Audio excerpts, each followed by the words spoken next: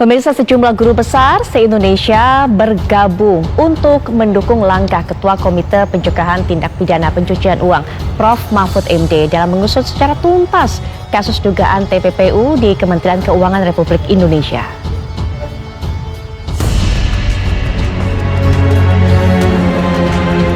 Puluhan profesor, guru besar, sejumlah kampus di penjuru Nusantara turun gunung. Mereka membuat petisi dukungan kepada Menko Polhukam Republik Indonesia, Profesor Mahfud MD, untuk membongkar dan menuntaskan dugaan transaksi janggal senilai 349 triliun rupiah.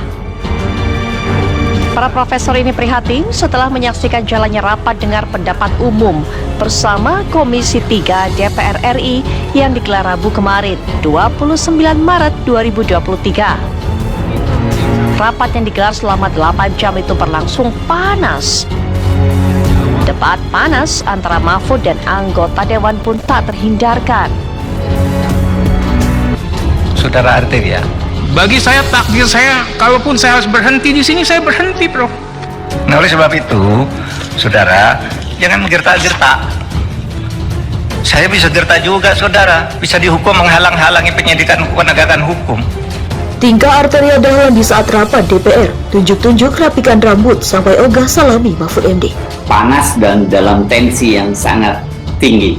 Salah satu momen yang menarik sekaligus mengejutkan itu adalah saat anggota fraksi PDIP Arteria Dahlan ini, yang sebelumnya mengaku takut tidak berani adu argumentasi dengan Pak Mahfud MD, ternyata terpancing dengan pernyataan Pak Mahfud. Kita memberi dukungan pertama kepada Profesor Mahfud MD, Menko Polhukam Republik Indonesia, untuk menuntaskan dugaan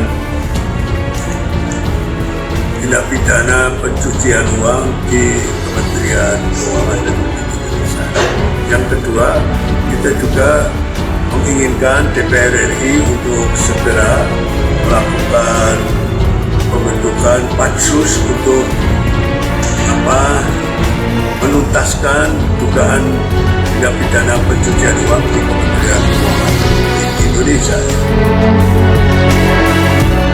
Dukungan petisi guru besar se-Indonesia untuk Profesor Mahfud MD membongkar uang ratusan triliun rupiah didukung antara lain Prof. Suradi W. Saputra dan Prof. Barda Nawawi dari Universitas Diponegoro, Prof. Asep Saifuddin dari IPB, dan Prof. Bustanul Arifin dari Unila.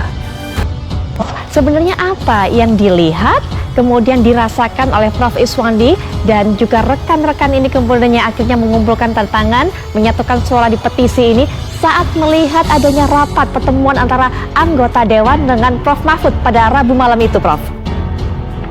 Ya, tentu saja apa yang disampaikan oleh Pak Mahfud ini sebenarnya sesuatu yang bersifat luaran ya, tapi pasti punya pesan tersembunyi. Kan masih belum jelas dugaan tindak pidana pencucian uang TPPU itu bukan laporan korupsi, artinya TPPU itu sendiri bukan bagian dari korupsi, dan pencucian uang itu kan tidak pidana ikutan, tindak pidana primernya baru nanti korupsi atau penggelapan pajak. Nah, pesan ini harus kami baca sebagai informasi penting bagi publik ya.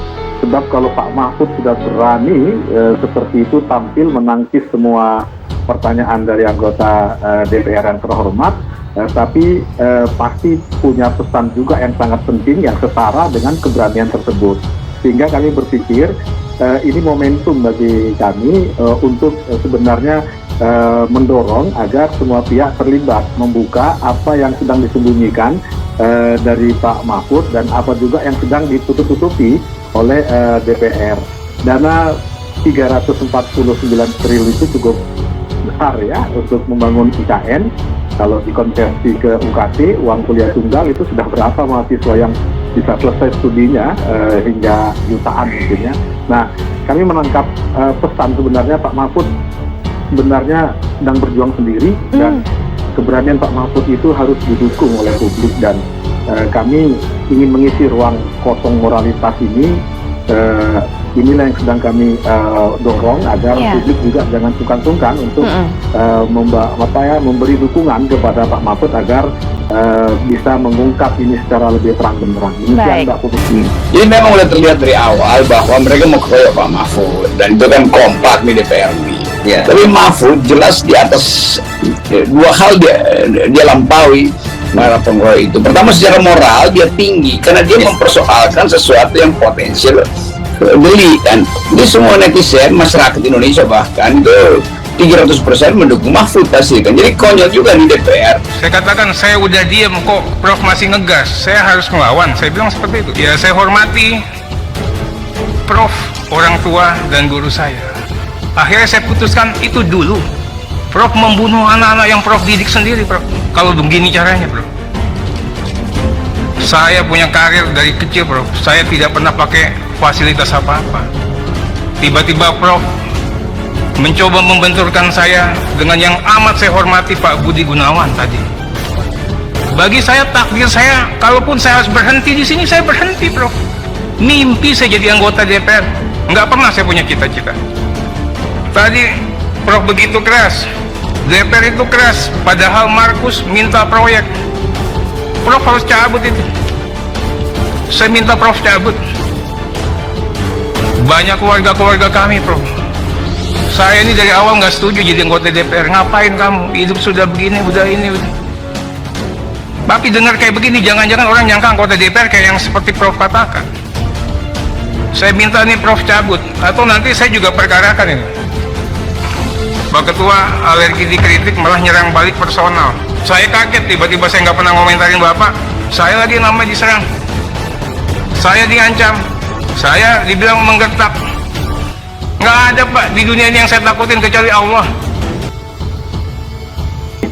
Seperti yang Prof katakan, Prof Mahfud seakan-akan berjalan sendirian. Kalau melihat kemudian jalannya rapat tersebut, kemudian dari hari ke hari ini perkembangan kasusnya seperti apa, apakah Prof Isfandi dan juga rekan-rekan semuanya ini melihat ada potensi akan ada upaya untuk menjegal langkah Prof Mahfud untuk bisa menguak titik terang ini semua, sehingga kemudian rekan-rekan dari Prof, juga Prof sendiri tentunya, ini sampai harus bersatu untuk membuat petisi seperti itu, Prof? Ya, kita melihat beberapa kasus, tidak banyak kasus besar seperti ini selesai hingga tuntas ya. Dan kami berpikir melihat dari angkanya, melihat dari momentumnya ini menjelang sebutlah pemilu, tentu pasti akan banyak aktor, banyak pihak, banyak modus yang kalau memang benar nanti TPPU itu bagian dari korupsi atau bagian dari penggelapan pajak, karena banyaknya pihak yang terlibat, karena jumlah angka yang diduga juga besar, kami berpikir tentu tidak mudah membongkar ini secara lebih terbuka hingga tuntas. Disinilah sebenarnya semua elemen harus bersatu, menjadikan ini sebagai momentum untuk bersih-bersih, agar pemilu nanti juga berjalan dengan cukup bersih. Kan itu salah satu bagian dari agenda besar kita, bagaimana menyelenggarakan pemilu yang jujur, adil, dan bersih.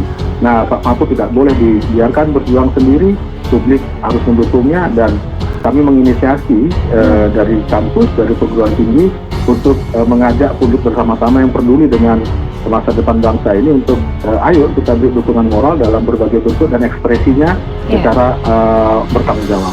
Baik. Intinya itu, saya harap Mahfud berani buka-bukaan, berani terus terang. Itu detik, jam, ya, detik.com tanggal 26 jam 4.21. Nah, saya menjawabnya jam 7. Bismillah, saya datang, kan gitu. Jadi bukan saya yang nantang, saya yang ditantang. Ya saya jawab. Jadi jangan dibalik gitu. Masih ada kan di Twitter dilihat. Saya tuh kan mengcapture Pak Berni, bukan saya yang mulai. Saya enggak, saya diem aja. Tapi ditantang gitu kan, ya datang, harap datang juga Pak Arteria, Pak Arsul, karena ini kan yang terus terang pada waktu bicara keras, saya katakan mengancam, kan ada di video. Saya ingatkan Ketua PPATK ini berlaku bagi Menteri, bagi Menko. Ancaman hukumannya 4 tahun. Kenapa? Karena satu, ngomongkan ke publik nggak boleh. Saya bilang, saya siapa yang ngomongkan? Ngomongkan itu kan ada ukurannya, identitas, iya kan? Identitas akun kan itu ada ukurannya. Ngomongkan, saya ngomongkan agregat. Nah, satu, kalau soal agregat sudah tidak sepakat, tetapi itu bukan membocorkan. Nah, kalau karena misalnya ketua PPATK melapor ke saya, lalu disalahkan, ya, kemudian saya mengumumkan itu secara agregat. Ini Si Ketua. Anggota Komisi 3 dari fraksi PDIP Arteria Dahlan menggebu-gebu dan marah-marah saat RDPU dengan Ketua TPPU Mahfud MD pada Rabu 29 Maret 2023. Ia tampak beberapa kali menunjuk-nunjuk Mahfud MD ketika menyampaikan paparannya. Tak hanya itu, Arteria Dahlan juga beberapa kali menunjuk sejumlah anggota Komisi 3 lain yang coba menginterupsinya. Dalam momen sidang itu, Arteria juga terlihat merapikan rambut sembari terus mengeluarkan amarah. Di akhir sidang, Arteria Dahlan sampai enggan menemui Mahfud MD dan bersalaman layaknya sejumlah anggota dewan lain. Anggota Komisi 3 DPR RI dari fraksi PDIP Arteria Dahlan mengaku heran dirinya diadu dengan Kepala Badan Intelijen Negara atau BIN Budi Gunawan oleh Menteri Koordinator Bidang Politik, Hukum, dan Keamanan atau Menko Polhukam Mahfud MD. Arteria menyebut dirinya susah payah merintis karirnya dari bawah, namun kini malah dibenturkan dengan pejabat tinggi intelijen. Usai pernyataan Mahfud MD itu, Arteria menyebut karirnya sebagai legislator bisa saja terancam berakhir. Namun ia mengaku siap apabila diberhentikan menjadi anggota DPR oleh DPP PDIP. Meski mengaku siap dicopot dari kursi dewan karena dibenturkan oleh Mahfud dengan Budi Gunawan, Arteria mengaku dirinya selama ini menjadi anggota DPR dengan ikhlas bekerja untuk rakyat. Saya tidak takut kehilangan jabatan dan saya tidak bisa diancam-ancam. Kalaupun hari ini nanti setelah ibu pimpinan saya mengatakan Arteria berhenti, ya saya berhenti, Prof, katanya. Tapi Prof juga ingat saya di sini mewakafkan diri Prof untuk belajar menjadi anggota DPR yang baik, ucap Arteria Dahlan memungkasi. Sebelumnya, Menko Polhukam Mahfud MD menegaskan tak ada larangan dirinya untuk mengumumkan informasi yang diterima dari kementerian dan lembaga. Pernyataan Mahfud itu untuk menjawab kritikan anggota Komisi 3 DPR RI FBDIP.